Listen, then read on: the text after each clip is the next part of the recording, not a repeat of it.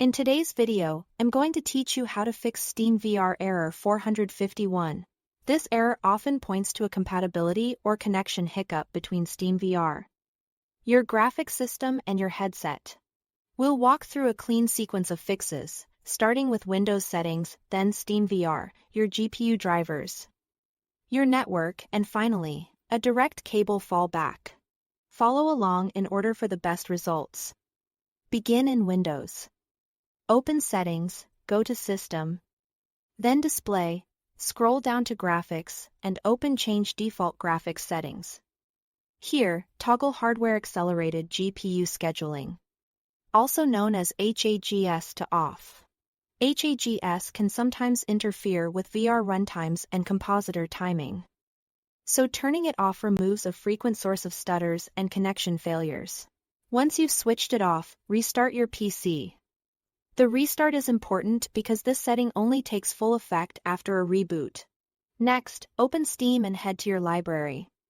Find SteamVR, right-click it. Select Properties, then open the Betas tab. In the drop-down, choose None. This puts you on the stable branch of SteamVR. Beta builds can introduce experimental changes that trigger error 451 for some setups, so switching back to None ensures you are running the most reliable release. Give Steam a moment to update SteamVR if it prompts you. Now, make sure your graphics drivers are fully up to date. If you have an NVIDIA card, open GeForce Experience. For AMD, use Adrenalin software. Check for updates and install the latest driver available for your GPU. A current driver is crucial for VR, as outdated or corrupted drivers can break compositor communication. If the installer offers a clean or express option, either is fine, just let it complete and follow any on-screen prompts.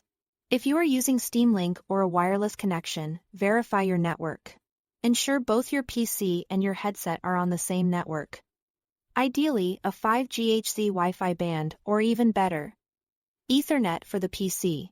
On Windows, open Settings, go to Network and Internet, and set your active network to private. Private networks allow the local discovery and permissions VR streaming relies on.